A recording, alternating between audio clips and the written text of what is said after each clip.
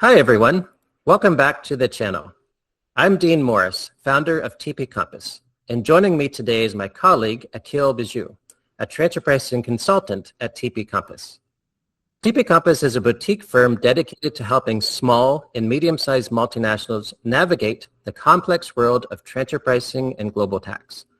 We are part of a collaboration called Fairware AI, where TP Compass and other transfer pricing boutique firms develop the next generation of automation and AI tools.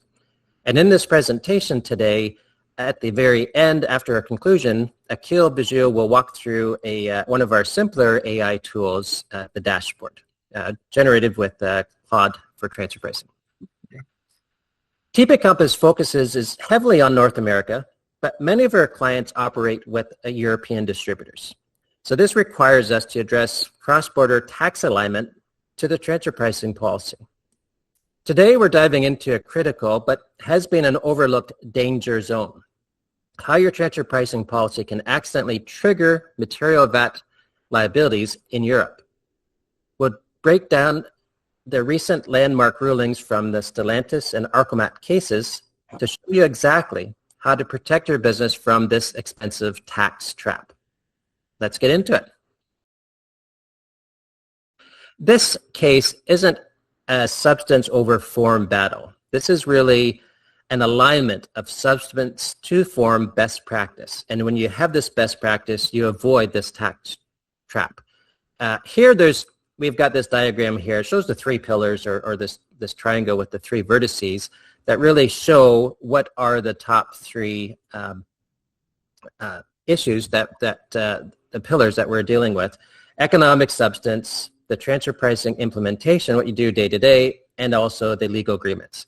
So this is a case where they must be aligned, and it's not necessarily one is stronger than the other one, but it's the alignment that is the best practice that we're focusing on. When this occurs is if you have a European distributor that follows the transaction net margin method, TMMM, or the comparable profits method as the US terminology.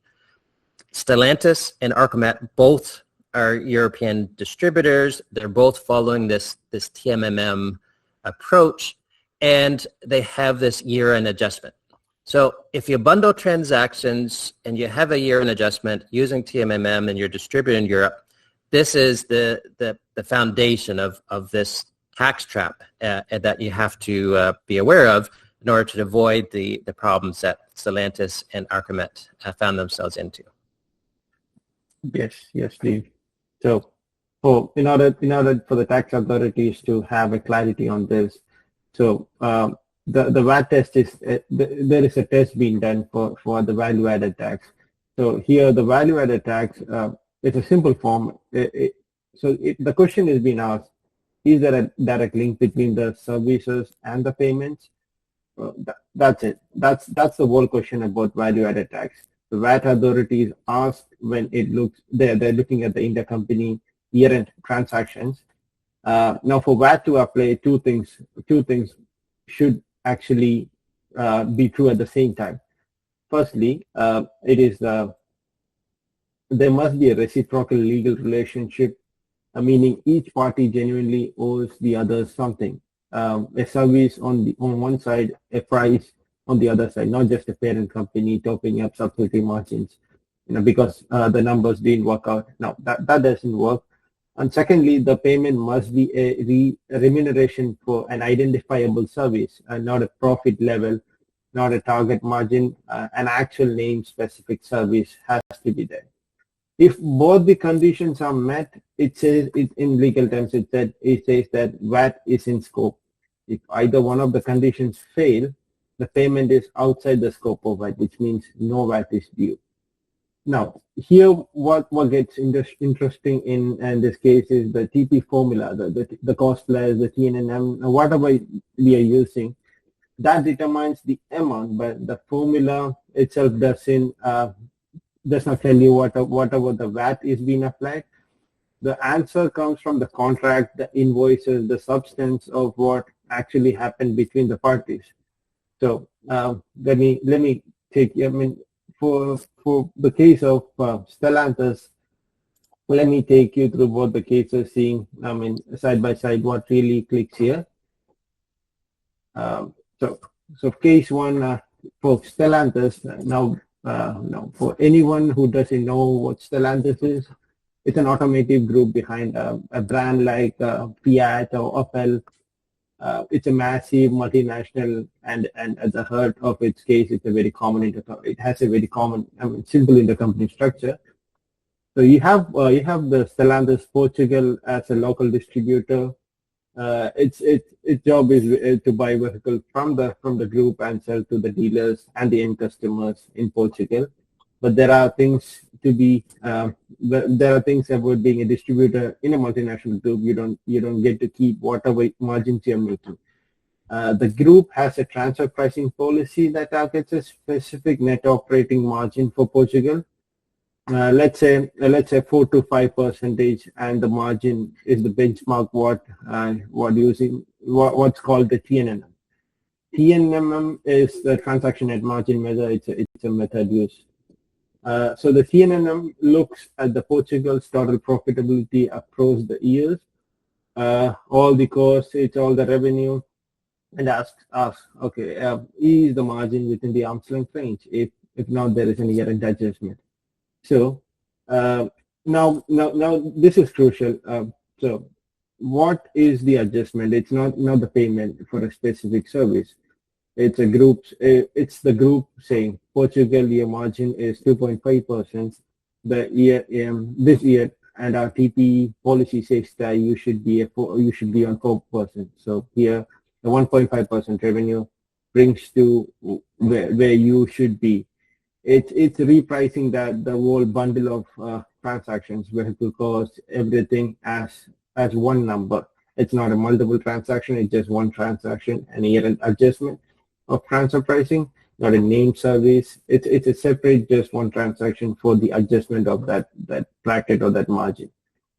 And like when you look at the transaction chain, it's the ambiguity that was the problem, I feel, for Stellantis. So yes. When I say ambiguity is that we have this year-end adjustment for transfer pricing. What is it? And there's services related to it, because when the authorities, they really captured on the services, and they captured on this warranty repair service. So when the Stellantis distributes the car to the dealerships in Portugal, if they have a certain car line or model that has a lot of warranty claims, the dealership incurs those costs. They get reimbursed by Stellantis Portugal, and this is an expense that may not have been budgeted into the price of the product of the car going at the start. So it's this extra expense drives the profitability down and increases the likelihood that there's going to be a transfer pricing transaction. Similarly, if you have a great line which has almost no repair warranty issues, then this is an expense that they may not have anticipated, and there's a transfer price the other direction, where Stellantis Portugal would be paying something back to the European OEM manufacturers. So in this situation, it's really related to the distribution of the product. However, the authorities kind of caught on, well, it must be for the services, therefore there should be the VAT. And that's kind of how that came about. Yes. And when we get into the nature of the dispute, that's the tax authority's position, that it's related to the warranty, these other services, but it didn't hold, and it didn't hold because of that test that Akhil was talking about earlier, that two-part test. There wasn't a reciprocal relationship, and it wasn't for services. They went back to a 2004 intercompany legal agreement, and there the agreement was fairly vague, which has probably helped them in this case through serendipity, and that it didn't say this transfer pricing adjustment was related to services. It said Stellantis Portugal distributes the product. This is their target. This is what their range should be for a routine distributor, and that helped them in this case. Interestingly, when we go to Arcomet, it's the more detail in their agreement that got them in trouble, as one way of looking at it. So in this case here, they couldn't tie that first test to tie it together. Now, did Stellantis win? There's still some outstanding issues, I believe, with Stellantis, because if you do have this adjustment, if it's not for services, well, maybe it's related to the cost of the product, and how did you deal with the VAT on the product coming through, and an adjustment if that price of the product is adjusted. So again, here the case was related to services, but again, these same issues relate to the when you do adjustments through this transfer pricing adjustment. What exactly is it for? Is it aligned with your other VAT obligations? And that's kind of your best practice to do is follow through. What is your standard operating procedures when you're implementing your transfer pricing, and how does it overlap with these other requirements? So Arcomet, wasn't as successful as Stellantis.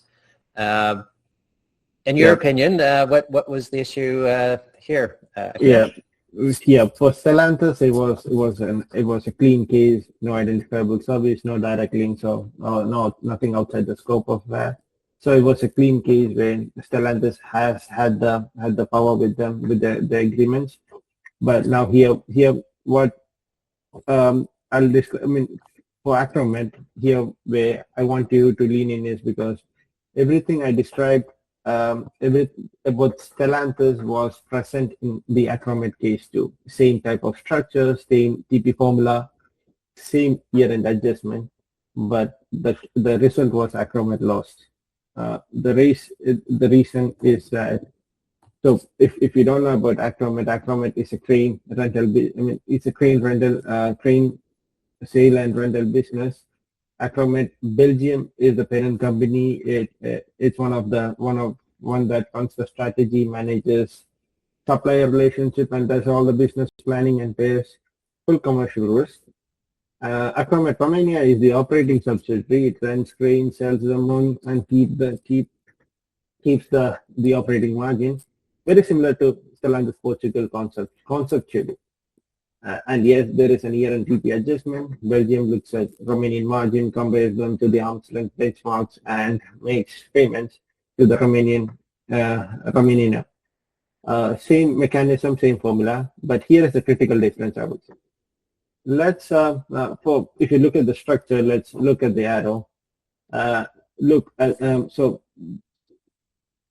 on the slide, you can see like arrow going from Belgium to Romania. It says name services because the intercompany agreement between Arcomet and Belgium actually listed a specific service, strategy, for the services like strategy, business planning, and supplier negotiation written into the contract. That is as the reason for the payment.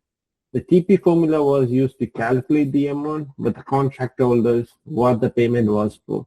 That's one big difference when the tax authorities look into the entire case. So, which wasn't there for the case of Stellantis. So, and you can sympathize with them as well with Arcomet, because this is a case where they did say the year-end adjustment does relate to services. And when I say you can sympathize is that when you have applying the TMMM and you have a year-end adjustment, there's a challenge on how do you book that? How do you implement this year-end adjustment? What do you call it? And the catch-all, the easiest answer is, well, a management fee. We'll just put it in there for a management fee that adjusts the profitability so that the corporate tax level in that tested distributor is supportable. And that's the problem here, is that they called it the service related to this transfer pricing adjustment. And it could be a readjustment of the price of the product as well. And then you have issues with your with duty and tariff if those apply. And this is the case that we've been involved with for the last while with dealing with North American tariffs, is when you bundle transactions, when you're using a TMMM, there are situations where you actually are overstating that value for duty, which the tariff is on. So it's really what is the best practice when you're applying a simple methodology. Bundling transaction is nice because it's easy to implement. However, there's other international tax, in this case VAT issues, that we have to address.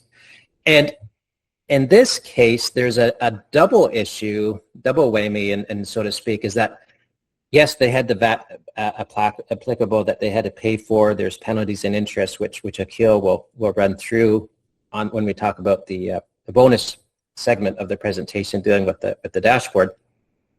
But we're dealing with two different authorities. So Belgium was very quick to say this was a service. There should have been VAT on it. Romania saying, well, it's a service. I now want to deduct the VAT because this is a pass-through cost. You're dealing with a different authority, and this is a problem here, is that the documentation needed to support that it is a service in order to get this VAT back recovered. They didn't have enough information on it. They didn't document it. They didn't keep track of it because there wasn't really, they didn't conceive the need for it. So now they have a problem with having this VAT, which is what percent? It's like 23% or 21%, Akhil. It's something quite high. And now they're having trouble recovering it. So that's a real material risk that Arcomet has. And it's really related to the transfer pricing policy, the support, how you implement it, how you document it, what the agreements say, how do they all get aligned. So anything there that you want to focus on more on the Arcomet? I think you have covered almost everything, but what I can add to it is, as you know, it's same formula. It's all the same thing. What happened between Arcomet and Stellantis, but the results came out different. So in both cases, you can see the year-end intercompany payments for principal entity to the distributor. Both cases, you see the TP sign off, accountant's book to the journals. Everything goes happy, but Stellantis came out clean, but Arcomet came out double tax exposure.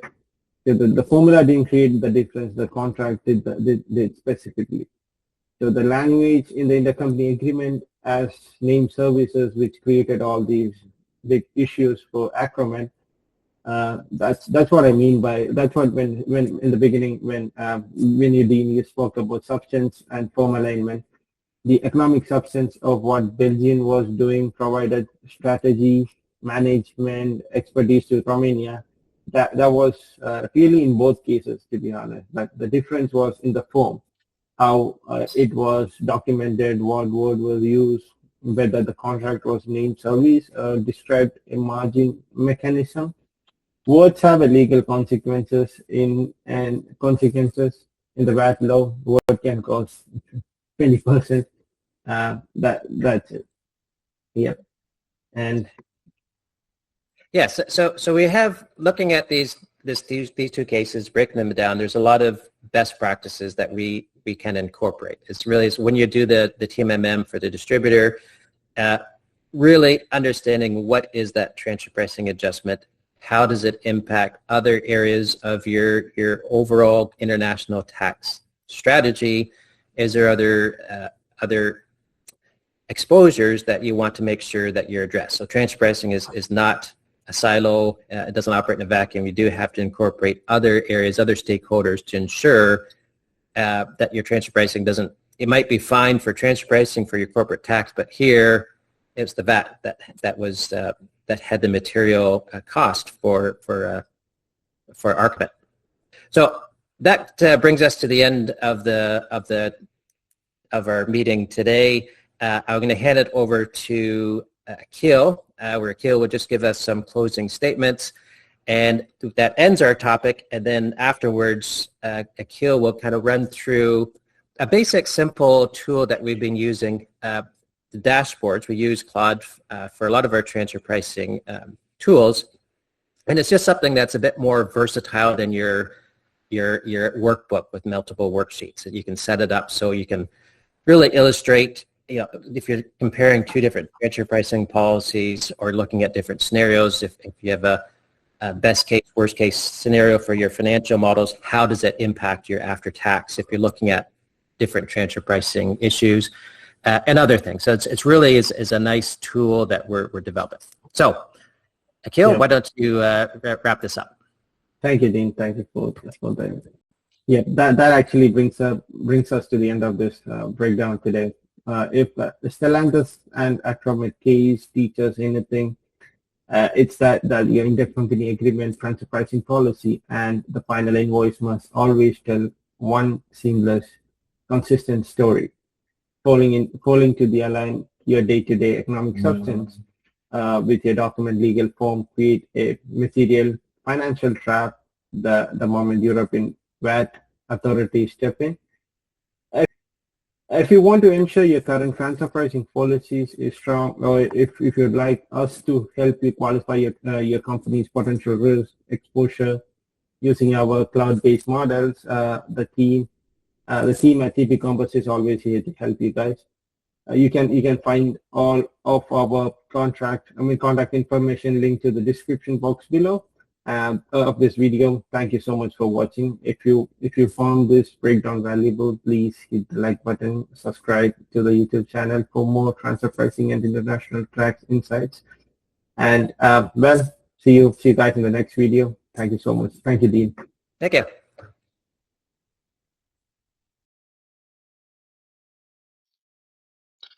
Now that you know the background, let's take a look at how exactly exposure gets calculated. And I'll show you to the end how we ended up modeling this dashboard, what tool we used to model this dashboard, and so on. Every numbers on the screen either comes directly from the CJEU judgment or Romanian tax law.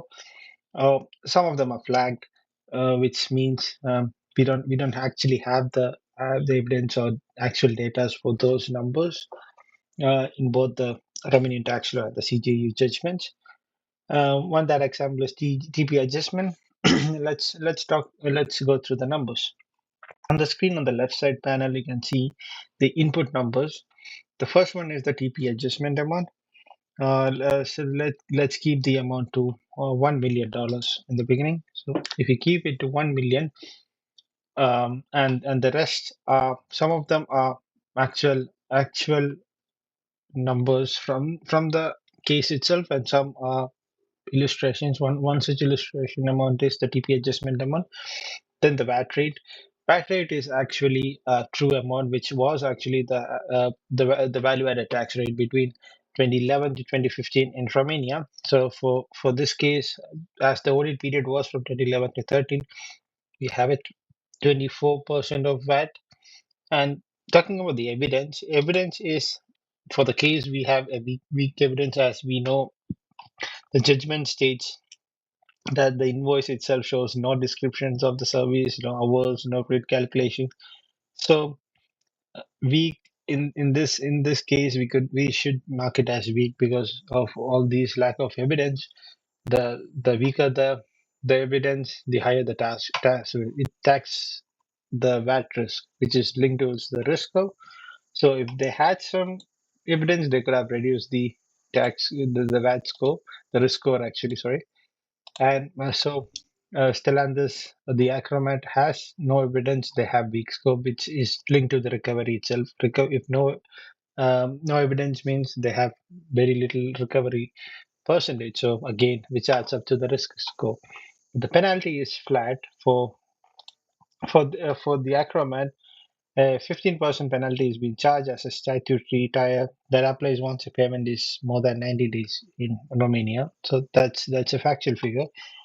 Then the interest rate, even the interest rate is too, as as the Romania actually statutory rate, payment rate is 0.04 percentage, and for an year it comes to 14.6%, and which is being calculated for 10 years as for the unpaid period.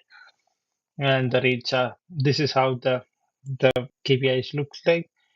For $100,000 $1 million TP adjustment, they'll have to pay 24% VAT. That's 240,000. Same thing will be blocked amount, and the interest rate upon the amount will be 350 and 400 euros. 350,400 euros. The penalty is 36,000 euros.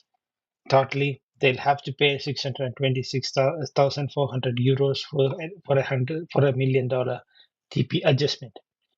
Same thing. Let's say in a hypothetical situation, if you want to, if it was a $2 million $2 million case. And for a $2 million case,